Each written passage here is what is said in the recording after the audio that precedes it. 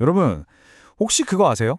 때로는 비즈니스 세계의 가장 큰 이야기가요, 아주 복잡하고 어려운 전문 용어 뒤에 꼭꼭 숨어 있다는 거. 오늘 저희는 바로 그런 미스터리 중 하나를 함께 파헤쳐 볼 겁니다. 자, 여기 실제 증권사 보고서에 나온 한 문장입니다.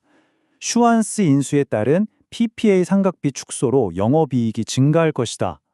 어떠세요? 언뜻 보면 무슨 암호 같지 않나요? 대체 PPA가 뭐고 상각비는 또 뭔데 이게 줄어든다고 이익이 늘어난다는 걸까요? 바로 이게 오늘 우리가 풀어야 할 핵심 미스터리입니다. 네, 바로 이 질문이 핵심이죠.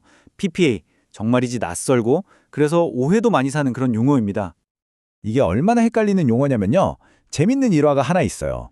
실제로 한 기자분은 이 PPA를 전력 구매 계약의 약자로 잘못 알고 CJ 제일제당이 전기를 덜 써서 이익이 늘어난다는 내용의 기사를 썼다는 이야기가 있을 정도니까요. 그만큼 많은 사람들에게 생소하다는 뜻이겠죠. 자, 그럼 PPA 이 녀석의 정체를 제대로 파악하려면요.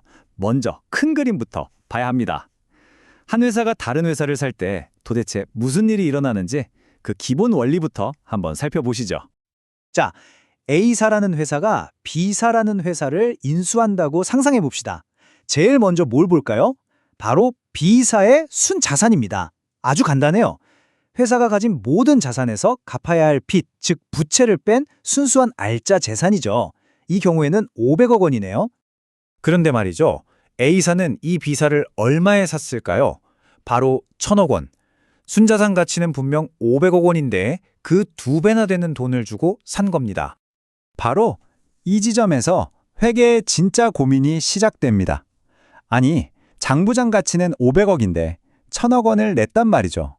그럼 이 차액, 추가로 지불된 500억 원은 대체 장부에 뭐라고 기록해야 할까요? 사실 예전에는요, 아주 간단했습니다. 이 웃돈 전체를 그냥 뭉뚱그려서 영업권, 영어로는 굿윌이라는 항목 하나로 처리했어요. 회사의 명성이라던가 브랜드 파워, 아니면 시너지 효과처럼 눈에 보이지 않는 무형의 가치라고 본 거죠. 하지만 세상이 바뀌었죠. 이제 회계가 그렇게 호락호락하지 않습니다. 특히 국제회계기준 IFRS가 도입되면서 그 프리미엄, 즉 영업권을 아주 깊숙이 들여다보라고 요구하기 시작했습니다. 맞아요. 이제는 그냥 이거 영업권입니다 하고 끝낼 수가 없게 된 겁니다. 뭔가 더 해야 한다는 거죠. 바로 이 지점에서 오늘의 주인공 PPA가 등판합니다. Purchase Price Allocation. 우리말로는 기업 인수가격 배분. 말이 좀 어렵죠? 쉽게 말해서 그 웃돈 500억 원을 왜 줬는지 그 이유를 항목별로 하나하나 다 쪼개서 밝혀내는 과정이라고 생각하시면 됩니다. 그러니까 PPA를 통해 뭘 찾아내냐면요. 바로 이런 것들이에요. 우리한테 익숙한 레미안 같은 아파트 브랜드 있죠? 그런 강력한 브랜드 가치. 아니면 코웨이 하면 딱 떠오르는 그 촘촘한 판매망, 그런 고객 관계 같은 것들. 이런 자산들은 평소에는 재무제표에 숫자로 찍히지 않거든요. 근데 M&A를 할 때는 이 회사는 이런 보이지 않는 자산 때문에 더 비싸구나 하고 그 가치를 제대로 평가해서 장부에 기록하는 거죠. 자, 여기까지 들으시면 회계사들이 참 피곤하게 사네 싶으실 수도 있어요. 그런데 이 복잡한 과정이 정말 중요한 이유는요. 이게 결국 회사의 이익에 어마어마한 영향을 주기 때문입니다. 네, 그래서 우리는 이 질문을 던져야 합니다. 그래서 도대체 왜 영업권이랑 다른 무형 자산을 굳이 이렇게 나누는 걸까요? 그게 뭐 그렇게 중요하다고? 여기가 진짜 하이라이트입니다. 잘 들어보세요. 순수한 영업권은요. 그냥 자산으로 쭉 남아있어요. 특별한 일이 없으면 비용으로 처리되지 않아요. 하지만 PPA를 통해 찾아낸 브랜드 가치나 고객 관계 같은 다른 무형 자산들은 수명이 있다고 봅니다. 그래서 그 정해진 수명 동안 매년 조금씩 비용으로 털어내야 해요. 이걸 바로 상각이라고 부르는 거고요.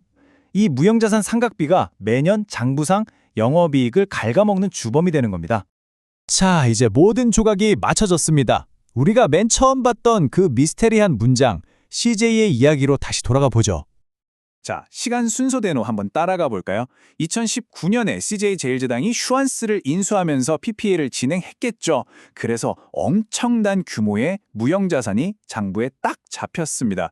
그 다음부터 몇 년 동안 이 자산들 때문에 매년 상각비라는 비용이 발생했고 당연히 보고되는 영업이익을 그만큼 줄어들었을 겁니다. 그런데 이제 드디어 그 상각해야 하는 기간이 거의 다 끝나간다는 신호가 온 겁니다. 그러니까 상각비가 줄어든다는 말은요. 그동안 이익을 깎아먹던 수백억 원짜리 비용 폭탄이 이제 곧 사라진다는 아주 간단하고도 강력한 의미였던 겁니다. 물건을 더 많이 팔아서가 아니라 회계장부상의 비용이 사라져서 이익이 늘어난다는 거죠. 이제 이 문장 다시 한번 보시죠. 슈완스 인수에 따른 PPA 상각비 축소로 영업이익이 증가할 것이다. 어떠세요? 처음 봤을 때의 그 막막함은 사라지고 이제는 너무나 명확하고 논리적인 분석으로 다가오지 않나요?